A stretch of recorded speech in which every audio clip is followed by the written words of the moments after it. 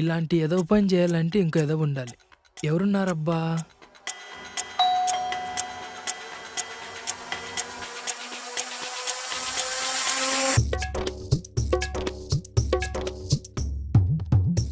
లైఫ్లో excitement miss అవుతుంది మావా, అందుకే నీ దగ్గరికి వచ్చా. Silly fellow. రే లోకి, నైట్ బయటికి వెళ్దామా? ఒప్పుకమ్మా.